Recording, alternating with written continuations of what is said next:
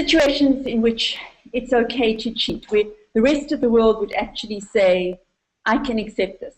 Situations like a man is terminal, his woman is terminal, they've been caring for each other, and she somehow finds a partner, or he does, and he has or she has another relationship. Do you find that? Do you hear about that in Ashley Madison at all?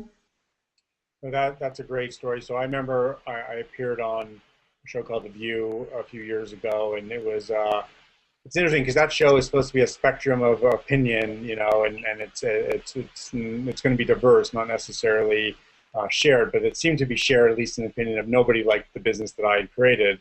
And so, yeah, I took that on the chin pretty hard. And I remember getting an email thereafter from a man, actually, who said to me, listen, I saw your interview.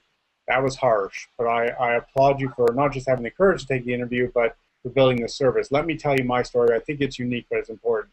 My wife has Alzheimer's disease, has had it for a number of years, to the point where now she doesn't even recognize me. Being with her would be like committing sexual assault. I just wouldn't do that. I wouldn't do that. But I'm going to take care of her to the day I die. So I've never received her permission, but I joined your service. And I found a lover that I see once a week. And that romance gives me the renewed strength each time to come back and for that next week to care for my wife, with a multitude of strength and ability. So am I having an affair? I guess so. Is it the right or wrong thing to do? Am I being judged for it?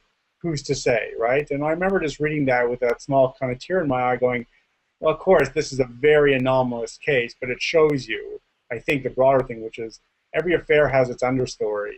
And because we're not living those people's lives, it's easy to stand back and say, this person was wrong, I don't think it's that simple, not when there's 20 years of marriage and history and communication and all kinds of things that have happened. I think as a society, we just need to do a better job of understanding people and judging less and being more tolerant.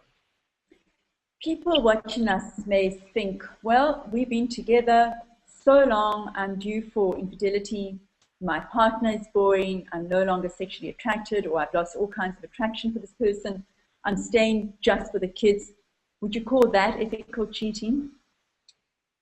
That's a tough question, Dr. Eve. I don't know if I would call it ethical, justified cheating, or emotional. I wouldn't put a label on it, but I certainly believe that if someone is trying their best to preserve a family unit and has tried their best to find a way forward with their partner and believes that this is the only alternative they have to separating, yeah, then I suppose I think they have the ethical right to pursue that affair. Noel Biderman, founder, CEO of Ashley Madison. This has been charming. Thank you for chatting with us and teaching us, educating us about modern relationships via your site and about cyber infidelity. I look forward to working with you, doing research into your site, and also to meeting you when you come to South Africa in July, to having time with you here in the Sexual Health Center and throughout South Africa. Thank you so much. Thank you for having me.